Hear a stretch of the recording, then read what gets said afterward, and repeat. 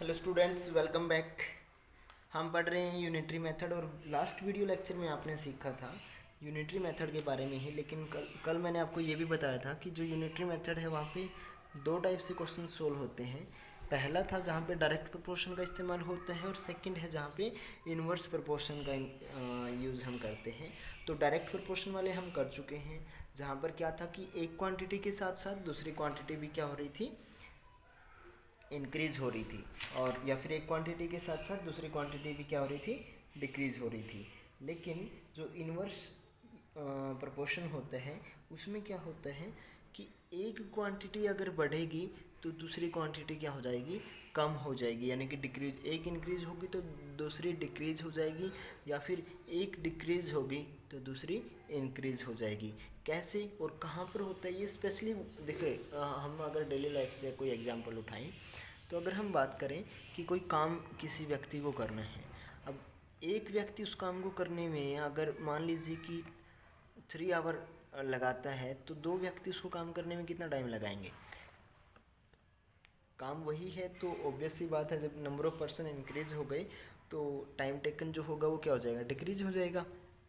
तो यानी कि इस टाइप के जो क्वेश्चन है, या फिर यानी कि भाई कहीं पर जैसे कोई कैंप लगा हुआ है, मिलिट्री कैंप है, तो वहाँ पर जो खाने पीने के सामान की व्यवस्था है उनके लिए, मान लो कि वो 200 लोग हैं और उनके लिए खाने पीने का जो सामान है वो 20 दिनों के लिए पर्याप्त है, जितना अभी उनके पास है। अगर वहाँ पे और एक्स्ट्रा आर्मी पर्सन उनको ज्वाइन करते हैं, यानी कि मान लीजिए कि 200 से बढ़ कर के वो 500 हो जाते हैं, तो इसका मतलब अगर वही प्रोविज़न यानी कि जो सामान होगा अब वो ज़्यादा दिन तक चलेगा या कम दिनों तक। ऑब्वियस सी बात है कि जब नंबर ऑफ़ पीपल इंक्रीज़ हो गए हैं तो वो जल्दी कंज्यूम हो जाएगा, यानी कि नंबर ऑफ़ डेज जो होंगे वो क्या हो जाएंगे, डिक्रीज़ हो जाएंगे।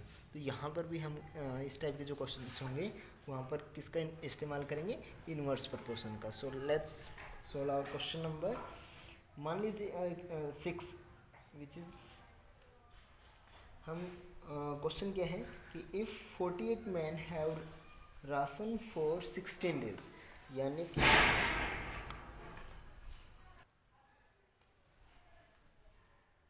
How long will the food last, sorry, if a reinforced of 16 man arrives, यानी कि अगर क्वेश्चन क्या है दोबारा देखिएगा, if 48 man have ration for 16 days, if there are number of people are 48 then they have ration for 16 days, and how long will the ration will last if reinforcement of 16 men arrive, यानी कि अगर वहाँ पे 16 person और आदमी जो है और ज़्यादा आ जाते हैं तो वही राशन कितने दिनों तक चलेगा। तो आपको नंबर ऑफ़ डेज़ बताने हैं कि राशन कितने दिनों तक चलेगा। ठीक है, तो हम लिखेंगे कि number of days ration will last for, number of days ration last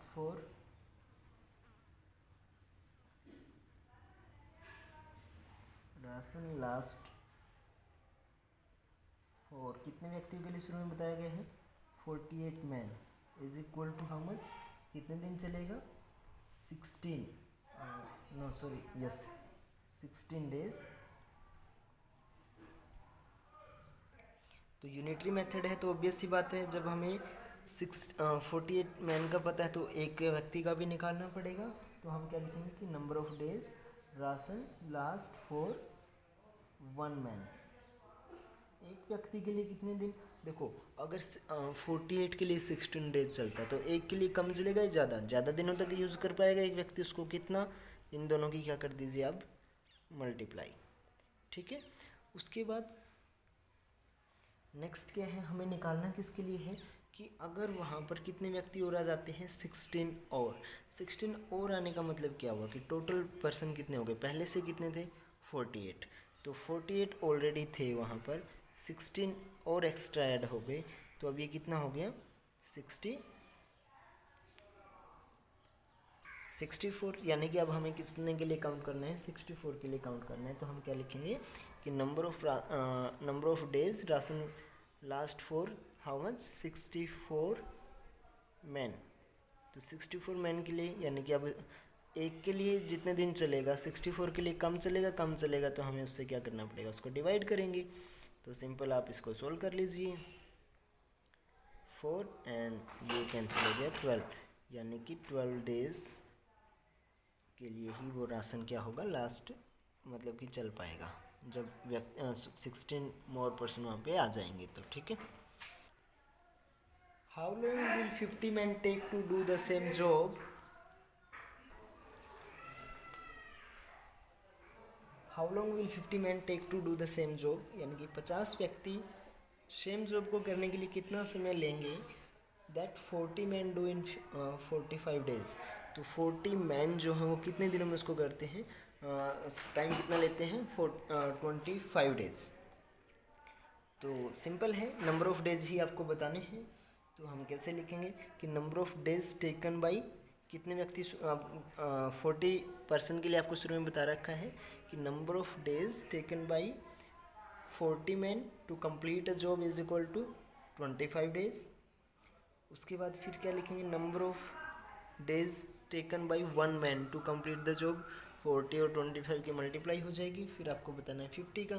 तो number of person complete, time taken by number of person या फिर number of days taken by कितना, 50% इज इक्वल टू 50 से उसको क्या कर दोगे आप, डिवाइड। सिंपल, यानी कि क्या रहेगा, जब स्टेटमेंट आप लिखते रहना, यानी कि 40 पीपल कितने दिनों में करते हैं, 45 डेज में, तो 25 डेज में, तो एक व्यक्ति कितने दिनों में करेगा, 25 इंटू 40, और तो 50 कितने डेज में कर देंगे, 25 इंटू 40 डिवाइड बाई 50। तो इसको सोल्व करोगे तो आपका क्या आ जाएगा, आंसर आ जाएगा। ठीक है। उसके बाद question number 8, if 10 kg of mango cost, ध्यान से देखिएगा कि क्वेश्चन किस तरीके से होगा, डायरेक्ट प्रोपोर्शन से होगा या इनडायरेक्ट या फिर इनवर्स प्रोपोर्शन से, कि 10 kg of mango cost 550 rupees, how much will 27 kg cost. तो 10 kg मैंगो का कॉस्ट अगर 550 है तो how much will cost 27 kg mango, यानी कि 27 kg जो मैंगो होगा तो उनका कॉस्ट कितना होगा। तो ये तो किससे होगा, डायरेक्ट प्रोपोर्शन से, यानी कि 10 kg का हमें पता है, तो जब अमाउंट बढ़ जाएगी तो क्या है, वैल्यू भी तो बढ़ेगी ना भाई। 10 kg अगर 550 रुपीज़ में आपको मिलते हैं तो 27 kg तो ज़्यादा में मिलेंगे, तो आप वो निकाल लीजिए कल वाले तरीके से। उसके बाद आपको निकालना है how many kilogram of mango can be boat for rupees 1925। तो सेकंड पार्ट इसका कैसे सोल्व करोगे आप, अब देखो टोटल रुपीज़ आपको बता दिए, नंबर ऑफ में आपको वो बताना है कि हाउ मैनी किलोग्राम्स आपको निकालने हैं। तो उसमें देखिएगा, तो 1 किलोग्राम मैंगो का कॉस्ट आप निकाल लीजिए, उससे क्या कर दो, डिवाइड कर दो, तो आपका क्या आ जाएगा, आंसर आ जाएगा। यानी कि या फिर आप सिंपल इस तरीके से सोल्व करोगे इस क्वेश्चन को। शुरू में आपको जो रुपीज़ के बारे में बता रखा है, तो सेकंड पार्ट सोल्व करते समय हम इस साइड क्या रखेंगे, रुपीज़, और इक्वल टू के दूसरी साइड क्या रखेंगे, क्वांटिटी जो है मैंगो की वो हम रखेंगे। तो यहाँ पर क्या है कि इन शुरू में आपको बता रखा है 550 रुपीज़, तो 550 मैंगो कैन बोट, कितना खरीदा जा सकता है, इज इक्वल टू 10 kg, ये आपको गिवन था। तो 1 रुपीज़ में निकाली यूनिटरी मेथड से, कितना हो जाएगा, 10 डिवाइड बाई 550, और फिर आपको कितना बताना है, 1925 rupees, number of mangoes can be bought is equal to 10 divide by 550 multiply 1925। तो इसको जब आप सोल्व करोगे तो आपको आंसर आपका मिल जाएगा, जो कि क्या होंगे, नंबर ऑफ केजी, यानी कि मैंगो कितने किलोग्राम है वो आपको पता चल जाएगा। ठीक है। उसके बाद है नेक्स्ट आपका question number 9, garrison of 1200 man. Garrison means यहाँ पर क्या, गैरिसन का मतलब होता है आर्मी बल, यानी कि वही सेना आप बोल सकते हो डायरेक्ट, कि A garrison of 1200 men has provision for 60 days. How long will they last if garrison is reduced to 600 men? तो दो पार्ट है यहाँ पर। एक बार तो आपको बताना है कि जो प्रोविज़न है वो कितने दिनों तक रहेगा अगर नंबर ऑफ मैन 60 कम होकर के 600 हो जाए तो। और दूसरे केस में आपको बताना है कि अगर नंबर ऑफ पर्सन री इन्फोर्समेंट हो जाए वहाँ पर 800 व्यक्तियों की ओर। तो क्वेश्चन से पता चल रहा है कि ये क्वेश्चन हम किससे सॉल्व करेंगे, इन्वर्स प्रोपोर्शन से। तो हम लिखेंगे कि प्रोविज़न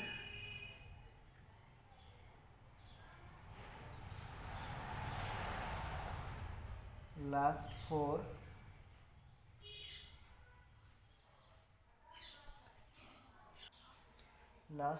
और फॉर किसके लिए, for how many person. Starting में आपको गिवन है 1200 man is equal to 60 days. उसके बाद प्रोविज़न लास्ट फॉर 1 मैन, एक व्यक्ति के लिए कितने दिन रहेगा, मल्टीप्लाई हो जाएगी 1200 multiply 60। Then you have to find the first case क्या है आपका कि प्रोविज़न लास्ट फॉर, अगर नंबर ऑफ पीपल कितने हो जाए 600 तो मैन, तो वो कितना आएगा, एक के लिए इतना है तो 600 के लिए क्या हो जाएगा, डिवाइड कर दोगे आप सिंपल। तो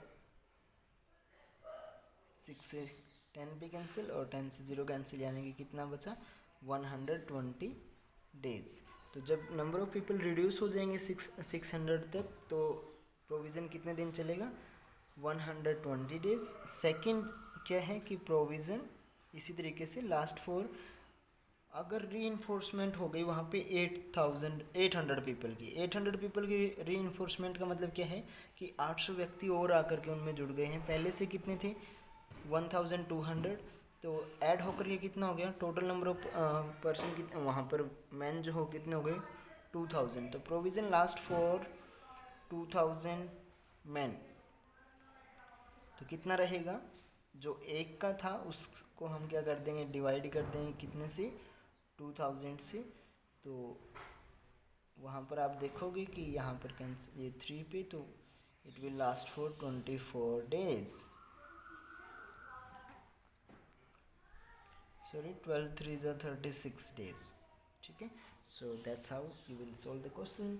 तो यहाँ से यानी कि हमने क्या सीखा, जो इन्वर्स प्रोपोर्शन होती है वहाँ पर जैसे ही एक यूनिट कम होती है, अगर सिंगल के लिए निकालें, ज़्यादा से सिंगल के लिए निकालते हैं तो मल्टीप्लाई होगी, और सिंगल से यानी कि एक यूनिट के लिए जब आपने निकाल लिया तो वहाँ से ज़्यादा के लिए निकालोगे तो डिवाइड करोगे, जो कि डायरेक्ट प्रोपोर्शन में क्या था कि भाई अगर आपको 10 बुक्स का प्राइस पता है, वहाँ से आपको 1 बुक्स का निकालोगे तो उसको डिवाइड कर रहे थे, यानी कि ज़्यादा से कम का यूनिट का निकालने के लिए आप क्या कर रहे थे, divide.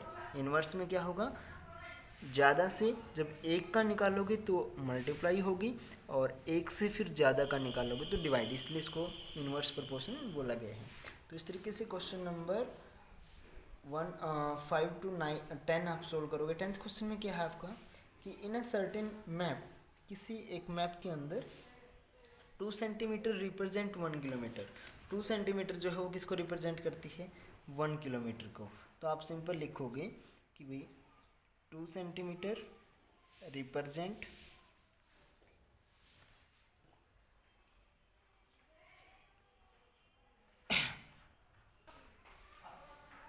represent 1 kilometer. Then you have to find what area does 12 square centimeter map represent। तो 12 स्क्वेयर सेंटीमीटर होगा वो कितने को रिप्रेजेंट करेगा। आप देखो स्क्वेयर आ गया, स्क्वेयर का मतलब यानी कि पावर, हमें इसका भी क्या करना पड़ेगा, 2 सेंटीमीटर का गिवन है, वहाँ पर हमें 2 सेंटीमीटर 20 स्क्वेयर सेंटीमीटर का निकालना है। तो डायरेक्ट 2 से 1 को और 1 से 20 का तो नहीं निकाल सकते, यहाँ पर क्या आ गया स्क्वेयर, तो इससे पहले हमें क्या करना पड़ेगा, स्क्वेयर का निकालेंगे। तो 2 सेंटीमीटर ये है तो इसका स्क्वेयर आप कर दो, यानी कि यहाँ पर भी आप क्या कर दीजिए स्क्वेयर रिप्रेजेंट, और दूसरी साइड भी क्या कर दो स्क्वेयर। तो तो ये कितना हो जाएगा, 2 का स्क्वायर हो गया 4, और सेंटीमीटर स्क्वायर लिखो या फिर स्क्वायर सेंटीमीटर आप लिख सकते हो। 4 सेंटीमीटर स्क्वायर, सेंटीमीटर स्क्वायर के लिए एस क्यू लिखते हैं। रिप्रेजेंट कितने को रिप्रेजेंट करेगा भाई, 1 का स्क्वायर किया कितना हुआ 1, और स्क्वायर किलोमीटर, यानी कि अब हमें स्क्वायर किलोमीटर में चीज़ें मिल गई। तो 4 का पता है तो पहले कितने का निकाल लेंगे 1 का, और 1 से फिर हम कितने का निकाल लेंगे, सिंपल 20 का। कैसे होगा वो, तो अब ये तो डायरेक्ट प्रोपोर्शन से होगा कि 4 सेंटीमीटर स्क्वायर रिप्रेजेंट करता है 1 स्क्वायर किलोमीटर को, तो 1 स्क्वायर सेंटीमीटर रिप्रेजेंट करेगा 1/4 स्क्वायर किलोमीटर को। तो यहाँ पर कितना है 20 स्क्वायर सेंटीमीटर रिप्रेजेंट करेगा, तो उसकी मल्टीप्लाई कर दो 20 से, तो वही क्या आ जाएगा स्क्वायर किलोमीटर, और यही आपका क्या आ जाएगा आंसर। यहाँ से जब आप सोल्व करोगे तो कितना आ गया 5, आंसर कितना आ गया 5 square kilometre, that's your answer. Okay, और नेक्स्ट जो क्वेश्चन है वो आप ट्राई करना, 7 से एक्सरसाइज समाप्त करने की कोशिश करो, क्योंकि अब आपने दोनों तरीके सीख लिए हैं, इन्वर्स भी और डायरेक्ट प्रोपोर्शन वाला भी, और आपको पता भी चल गया है कि किस केस में इन्वर्स होगा और किस केस में डायरेक्ट लगेगा। तो वहाँ से बाकी के जो क्वेश्चन हैं वो आप, अभी 2 दिन का टाइम है, आज के लिए आप चाहो तो 5 to 10 क्वेश्चन सोल्व कर लो, और कल के लिए 11 to 12 question without any video आप उनको सोल्व करोगे। अगर किसी क्वेश्चन में प्रॉब्लम आती है तो आप कमेंट में लिख करके बता सकते हैं, उसके लिए आपको वीडियो सेंड कर दी जाएगी। ठीक है, तब तक के लिए बाय बाय स्टूडेंट्स।